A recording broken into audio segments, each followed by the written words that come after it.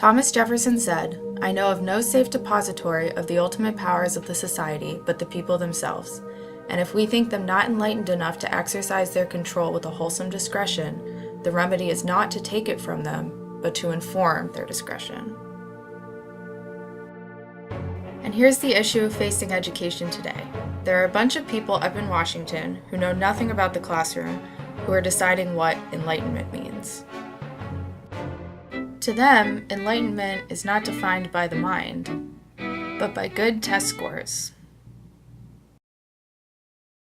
Somehow, more than 200 years after the founding of our country, we've lost sight of the ideals our ancestors fought so hard for. The United States acted first and alone in its mission for universal education. So how have we fallen so far behind countries around the world in something that we ultimately began? Oh, take me back to the start. The Reverend George Washington said that a primary object should be the education of our youth in the science of government. In a republic, what species of knowledge can be equally important? And what duty more pressing than communicating it to those who are to be the future guardians of the liberties of our country?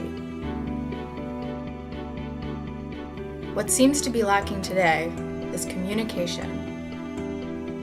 And democracy is just that. It is founded on communication. Communication between voters and those in office, communication between parties, and communication among the different branches. What we have now, though, is dictation. Washington and politicians and those with the power dictate to those in education.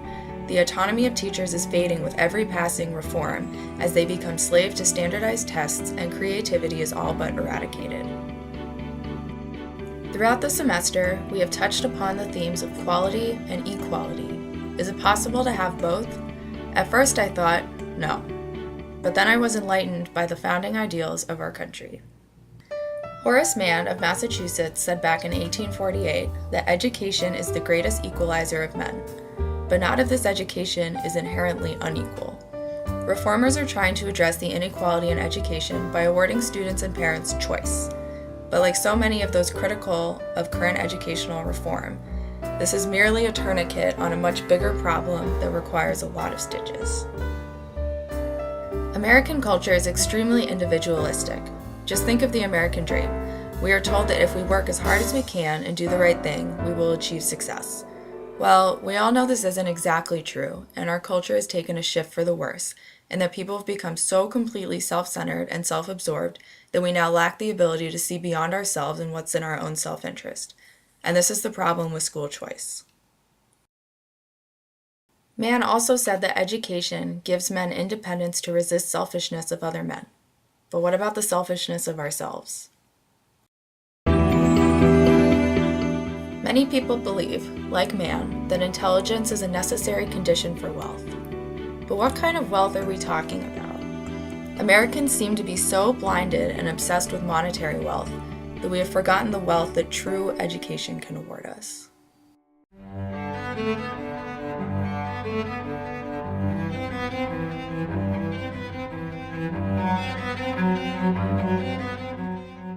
In the words of Martin Luther King Jr., intelligence plus character, that is the goal of true education.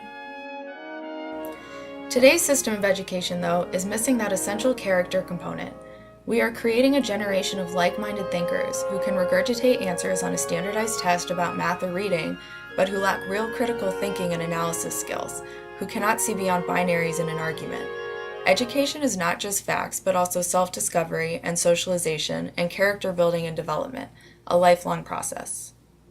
It is this generation of thinkers, though, who will also lack the ability to question and challenge their government, which is a necessary component of democracy, at least the democracy that the Founding Fathers envisioned. About 80% of the population said the government doesn't work for the people, it works for a few big interests looking out for themselves. Well, that's 80% of the population. But if you had asked the next question, they didn't do it, well, what are you going to do about it? People probably would have said, well, I can't do anything. There's no way to do anything about the fact that the government's in the pockets of the rich. And a few big interests, corporate interests primarily. That feeling of helplessness, impotence, everything's run by somebody else, I can't do anything about it. That reflects a democratic deficit. Those that are entering the teaching profession now want to make a difference and foster the innate creativity and curiosity in the minds of learners. My drive behind teaching is to help students realize that they can make a difference and do something meaningful with their lives in so many different ways. Piaget said that the principal goal of education in the schools should be creating men and women who are capable of doing new things, not simply repeating what other generations have done. Men and women who are creative, inventive, and discoverers, who can be critical and verify and not accept everything they are offered. And that's the point. Teachers should be extracting questions from their students. Students should be challenging current thinking, not just memorizing it. Freire warned of the banking system, in which teachers merely poured deposited knowledge into the minds of students, only to be regurgitated during exams. But the mind is not a vessel to be filled, but a fire to be kindled. We are focusing on individualism in entirely the wrong way. We think that education will be better if students can choose to go to the schools they want to, but they are ultimately only choosing where they will get the best scores on their tests. Schools and teachers should be focusing on individualism in a way that teaches students to put their individual talents and interests and work together to create great things, skills that will help them in their futures. The whole point of democracy is that we all work together to find what kind of policies benefit the most people.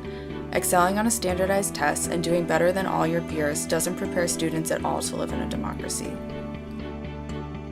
Freire puts it perfectly when he says that education either functions as an instrument which is used to facilitate integration of the younger generations into the logic of the present system and bring about conformity, or it becomes the practice of freedom, the means by which men and women deal critically and creatively with reality and discover how to participate in the transformation of the world. And that's it right there, the transformation of the world. We should always be striving to change the world for the better, and this must be done through creativity and curiosity, not through standardized tests and tunneled knowledge. Ongoing suffering as the youth are young, so ask yourself, is the loving really gone? So I could ask myself, really what is going wrong in this world that we living in? People keep on giving in, making wrong decisions, only visions of them dividends, not respecting each other, denying thy brother. A war's going on, but the reason's undercover. The truth is kept secret, it's swept under the rug. If you never know truth. Now we must return to one of the original questions. Are quality and equality mutually exclusive? In the way we weigh these terms now, perhaps. But if we return to an education that our founding fathers envisioned, an education that creates responsible and informed citizens prepared to make a positive impact on society, then yes, we can have quality and equality. Because a product of that kind of education is that everyone can contribute to society in their own way. Not everyone has to be a doctor or a lawyer or rich and famous. And through the development of that mentality, we will be on our way to a society that is both greater in quality and equality. It's time for us as a people to start making some changes. Let's change the way we eat, let's change the way we live, and let's change the way we treat each other. You see, the old way wasn't working, so it's on us to do what we gotta do to survive.